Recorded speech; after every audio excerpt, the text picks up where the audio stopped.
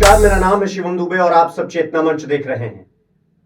Gaza पट्टी, Israel, Hamas, फिलिस्तीन, आप सब ये लगातार पिछले 10 दिन से जहां भी जाएंगे आपको ये सुनने और समझने को मिल रहा होगा, देखने को मिल रहा होगा। और जो भी तस्वीरें आप देख रहे होंगे वो बेभत्स होंगी, भयानक होंगी, हतप्रभ कर देंगी आपको। लेकिन क्या है गाजा पट्टी, जिसे नस्तानाबूद करने में इजरायल एड़ी से लेकर चोटी तक का जोर लगा रहा है? क्या है गाजा का पूरा इतिहास, या आज हम आपको बताने वाले हैं।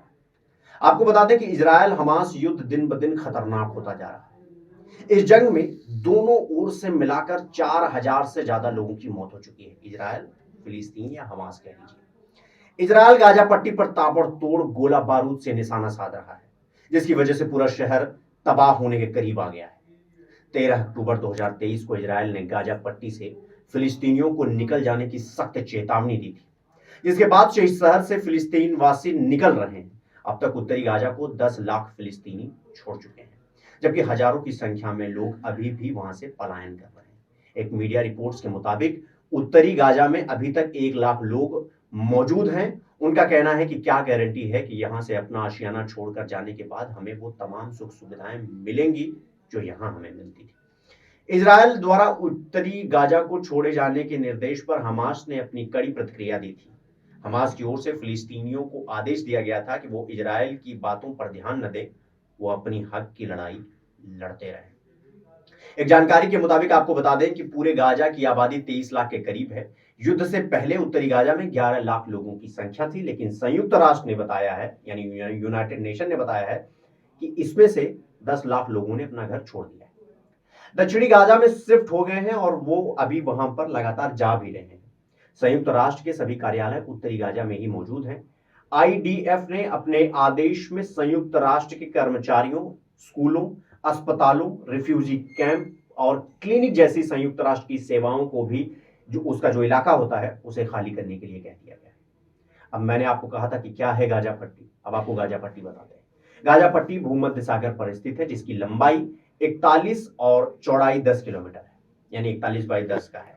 गाजा पट्टी का 365 वर्ग किलोमीटर का इलाका इजरायल, भूमध्य सागर और मिस्र की सीमाओं से घिरा हुआ है।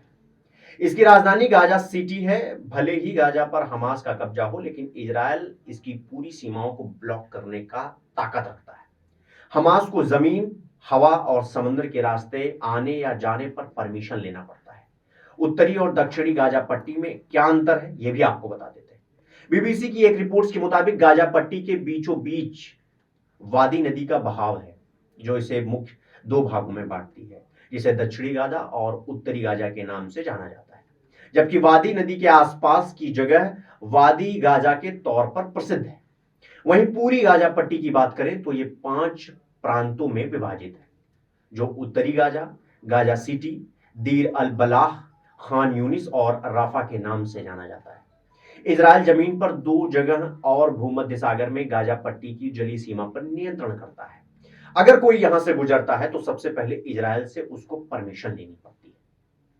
अब राफा क्रॉसिंग पर मिस्र का नियंत्रण जमीनी रास्ते के 3 बॉर्डर क्रॉसिंग है, यह भी आपको जानना चाहिए, जिनका नाम करीब अबू सलीम क्रॉसिंग है और इरेज क्रॉसिंग है। इस पर भी इजरायल का ही नियंत्रण है, लेकिन राफा क्रॉसिंग पर मिस्र का नियंत्रण है। राफा क्रॉसिंग करीम अबू सलीम क्रॉसिंग और खान यूनिस गाजा पट्टी के दक्षिणी हिस्से में मौजूद है, जबकि इरेज क्रॉसिंग, जिसे बेत हनून के नाम से भी जाना जाता है, वह उत्तरी गाजा में स्थित है। करीब अबू सलेम पर इजरायल की कड़ी निगरानी रखता है। इस रास्ते से केवल खाने पीने जैसी जरूरत चीजें वाली ही लाई जाती है। अब आपको बताते हैं कि इजरायल और फिलिस्तीन में जो ये एक दूसरे पर कब्जा करने का संघर्ष चल रहा है, उसमें अब तक 4,000 से ज्यादा लोगों के मारे जाने की खबर है। और एक दूसरे पर, मतलब एक तरीके से कह लीजिए कि मुंह में राम बगल में छुरी वाला हाल चल रहा है इस वक्त इजरायल और फिलिस्तीन में। इसका हाल यही समझ लीजिए यूक्रेन और एक तरीके से रूस की लड़ाई समझिए। ये दूसरा आ रहा है, पहले को ये कह रहा है कि आप आगे बढ़े, हम आपके साथ हैं। जैसे ही वो आगे बढ़ता है, पीछे वाला हट जाता है और लड़ाई रह जाती है आमने सामने। यही हाल है इस वक्त इजरायल और फिलिस्तीन का। हमास इसमें एक तरीके से कह सकते हैं बेगानी शादी में अब्दुल्ला दीवाना है। ये दोनों तरफ से खेल रहा है। ये बात धीरे धीरे सबको समझ में आने लगी है।